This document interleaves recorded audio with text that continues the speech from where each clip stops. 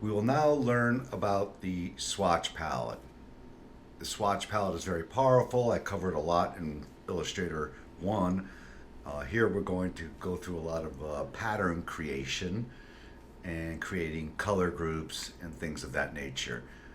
So I'm going to hit create new for my file.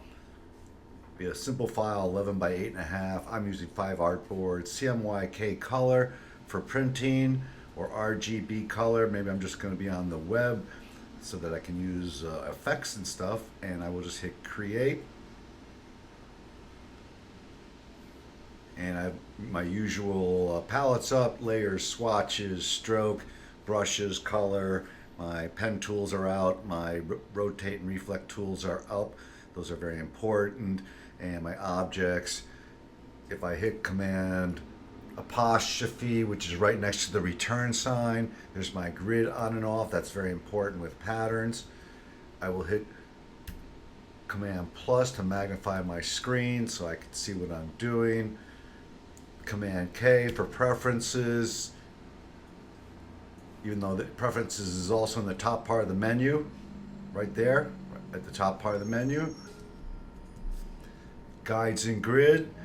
I'm at 64 subdivisions per inch. So I'm going to simplify it, but this would mean that each grid line is a 64th of an inch. So if you create specific sizes of stripes or whatever, you can be very precise with this. I will change it to 16. Grid and back is unchecked. That's just what I like. And keep in mind also, if I go into general, keyboard increment, we're going to change. I'm going to create a 1 by 1 inch repeating pattern. So in this case, and it's very arbitrary, but I'm going to make my keyboard increment, I could make it 0.5 inches, or I could make it 1 inch, but I'm going to use the power of the keyboard increment, which relates to my up, down, and side arrows on the bottom part to the right side of my keyboard.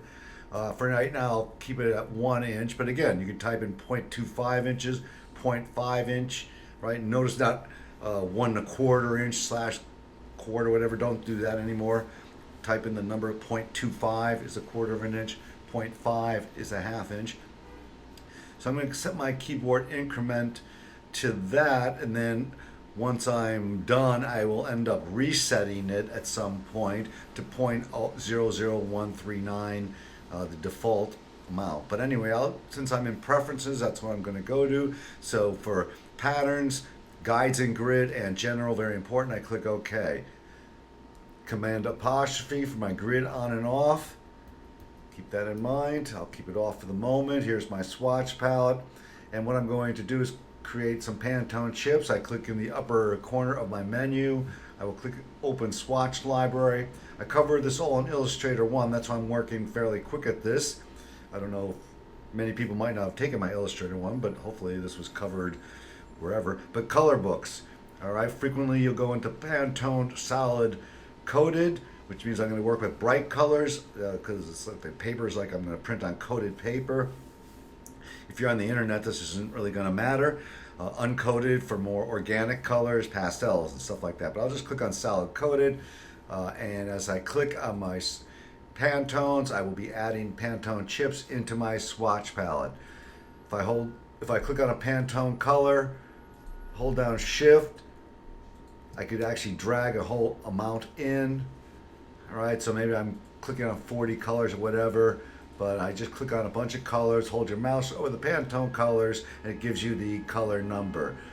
Now maybe I'm going to create a color group, so I will just click on some random colors. These are my Pantone colors, the one with the triangle in the lower corner. And if I hold down Command, I can just click wherever I want and choose. It doesn't have to be in sequence. If I hold down Shift, you have to select in sequence. So I just select some colors, and my icon at the very bottom of my swatch palette, new color group. I'll click on that. I could name it something.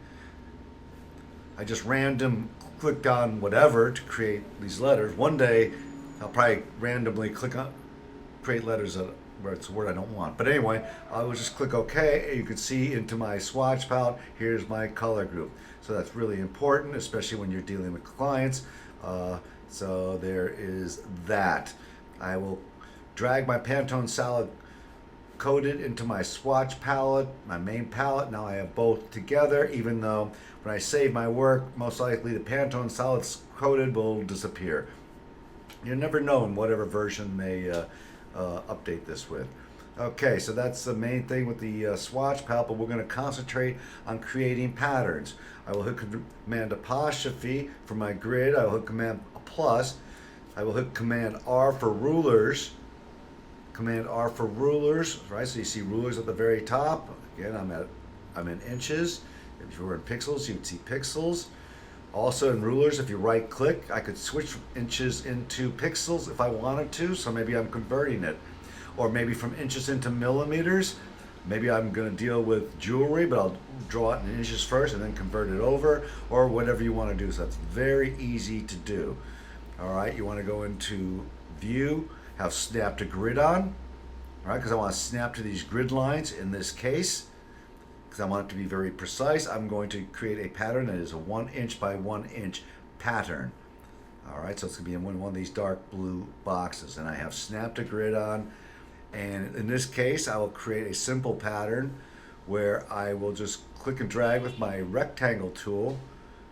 All right, so I'm creating a box with my rectangle tool right here, and I'm going to click on my fill color at the very top and click on transparency, so that I know that it is transparency on the edge.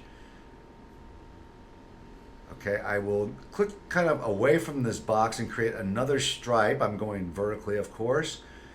Sometimes if these bounding boxes get into your way, you could always hit Command, click away, deselect, and create the box again without these showing up. I will click with my fill in front. Usually you draw with your fill in front because that's frequently what you're changing the most of. I will choose some color. Maybe I'll be in the blue range because you never know what your monitors might look like. So I'm going to create simple colors, not that it really matters. And if I take my black arrow, I'm going to click around the entire object. And you can draw as many stripes as you want. The important part is that you're even in the edges over here. Okay, they have to be the same distance, and then you drag it into your swatch palette. Okay, and if I hit Command minus a couple times and create another large object that's larger than the original stripe, so that'll be my test area to the left. So I'm just clicking and dragging. Now if I have my fill in front, I click on my pattern, there is a repeating stripe. So that's a very quick repeating stripe. When I teach Illustrator for Fashion, it gets a lot more advanced. I will now create a repeating print. The print is going to be a 1 by 1 inch print. I'm hitting Command apostrophe so I can show my grid. I will create a swatch. At this point, I've created 2 layers. So I'll throw this layer out. Right, so I have layer 1 where I created some stuff on there, which doesn't matter if you have that or not. All right, so I'm going to take my rectangle tool, and I'm going to create, and I have Snap to Grid on, of course. I create a 1 by 1 inch square. I'll just put a solid color into it, so there's my swatch. Doesn't matter what color you click on. I'm going to try to click on a pleasant color. All right, so that's a 1 by 1 inch swatch, and generally what you want to do is now lock the layer. See, there's everything on that layer, and then I'm going to create a new layer by clicking on the page next to the garbage can rather than click on the menu, and I'm going to create what's called a print. So this could be on the background of a wall or something in graphics, or even a pattern in fashion. So here's my print. I'm now going to unlock my bottom layer, layer 1 and 2. I'll take my black arrow, my selection tool, click outside of the print, so I select both objects and I drag it into my swatch palette. I will draw a large object. My oval tool, have my fill in front, click on this pattern, and there is my repeating pattern. Keep in mind, and I'm going to make my object a little bit bigger. So you notice when I do it this way, the pattern gets bigger too. So I'm going to click on something else. And actually I'm going to make this a solid color. All right, and now I click on the pattern. So you can see now the pattern's smaller again, so I kind of like reset it. But see how this is like a grid print, everything's lined up. All I have to do is double click on the swatch, right? And where it says grid, that's the print we're in now. I'm going to change the rows, right? Grid by row, and eventually when I'm done, you'll see the repeating pattern. But you see how it switches the rows. All right, so this is how designers create half drops, bricks by column. So feel free just to click on these options up here. I will click on brick by column. You see how it's a half drop? So this row is half below that other one. Okay, and then you have, of course, which is half drop, 1/3 drop, 1/4 drops. So that's whatever you want. Half drop is very popular. Copies 5 by 5, that's my swatch size. You can click on any of these numbers. 5 by 5 is nice. Moving my tile with the art is what I want. I'll leave this all alone. And then I don't know the shortcut if there is one, but I click on the upper corner here with these lines, exit patterning mode, and there is my pattern. You see how there's a half drop. All right, so that's creating a repeating print. An important thing is that I selected both of these objects. Now I'm going to show you something a little bit tricky. This is, suppose I want an object half on this circle, on this line here, and half on this line here. Okay, I'm going to show you how to do that. You can hit Command K for preferences. I'm going to go to preferences. I'm going to go into general. It's set to 1 inch. I had set this earlier. Okay, so because my pattern's 1 inch. All right, so I'll keep this circle here. That's fine. Maybe I'll change the color just because I feel like it. Doesn't really matter. All right, and now I'm going to create an object on this left side. Okay, I'll change the color just because I feel like it. There you go. So what I'm saying is I want this object now to be in this repeating pattern. All right, so, but I want it to repeat over here. Okay, so there's a couple steps here. It gets a little bit tricky. Not really when you just take it slow, but see, if I hide the layer, click on the eye, okay, so my two ovals or whatever they are on one layer, and my pattern is on the layer below it. That's usually the good habit, to have your whatever you're drawing above the fabric. That way, or beyond, above a background, because then you can always change a background at will. All right, but whatever. So now I'm going to click on the oval. I'm going to repeat it to the right. But remember, we set the keyboard increment to 1 inch. And that's the up and down arrows and side arrows on your keyboard. All right, there's also Command C, copy. All right, Command C, copy, and Command F, paste in front. Yeah, paste in back, but paste in front's really the good one because you're going to want to see what it is. So you can do it through the menu, or you can just do it the cool way where I do Command C, copy. All right, remember it's Command F, paste in front. And then I hit the right arrow on my keyboard, right? The lower right side, you have your up, down, side arrows, and look at how nice that is. All right, so that's exactly perfect with this circle and that circle, right? So that's a very nice little thing. Now the tricky part, I guess. All right, one is I'm going to select with my black arrow all 3 of these objects, because what I want to do is I'm going to slice through these objects in order to get my repeating pattern. So this would be, I guess, considered a little bit advanced. But what's nice with Illustrator is that you can create a repeating pattern. I could slice into this pattern here if I wanted to. I can slice into a JPEG and create a repeating pattern with this. In this case, I'm going to take the whole 1 by 1 inch swatch. So I deselected, nothing selected. I have snapped a grid on. All right, very important. You want to be perfect. I'm going to click on my fill. I click on a red stripe here down in the corner. That's transparency. So I've created kind of like a knife. I have a red stripe here, not a red color, red stripe, diagonal, and a red diagonal for my fill and stroke. Now I go to my rectangle tool, and I want to do a perfect square. It's going to be invisible. Oh, before I do that, and let me hit Command Z, I want to group my stuff, right, so I can put it all together. So I selected everything, circles in the background, right click, and I group it. You can always ungroup it and fix it and stuff like that. So I group it. This means now that if I click on my eye over here to toggle, it's all on one layer.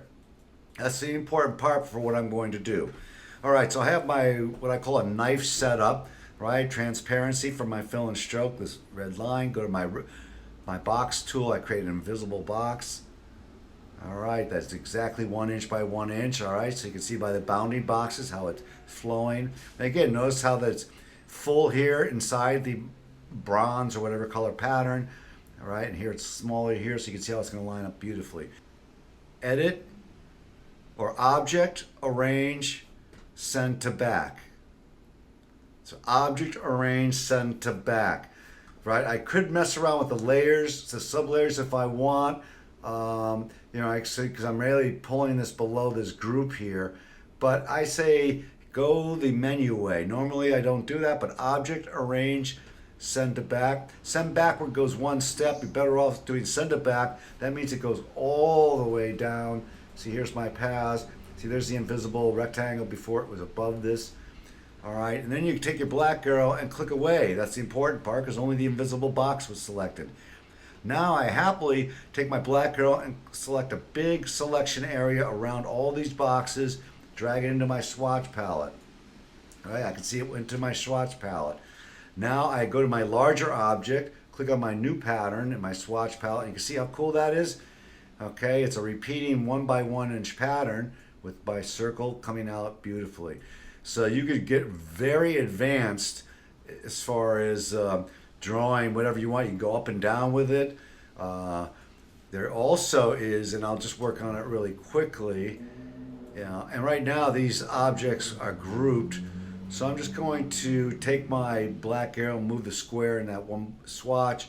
I'm going to click on my direct selection tool because something's grouped, so I can just pull these circles off if I want. All right, so I'm just taking it apart. I'm all on one layer. I'm going to move this swatch down to another layer. Right, I'm going to hide my sub layers. Right, so I'm just repeating the use of layers. See how I click on the swatch, it lights up here to the right, pull it down. This is for people who didn't take my intro fashion class because I do cover this. Right, so now I have this thing sitting here. All right, so I'm going to take this circle and I'll just put it on this edge here. Right, so I select it. Now I'm going to click on my reflection tool. See, there's reflect. Right click on that tool. Or double click on it actually. Right, and I'm going to flip it. See, there's my, and I covered this in another class, but vertical, because I'm going to go over this center line here that goes up and down. All right, so that's nice, but I'm going to do the shortcut. That is a better way to do it. Where so I hit cancel. So when I select my reflect tool, I'm going to hold down Option or Alt on a PC, and you have to know where your center line is. I can see my ½ inch line is there. It doesn't matter how high or low you are, but you got to be on your center line. And Snap to Grid helps you too in this, right? And then vertical 90 copy.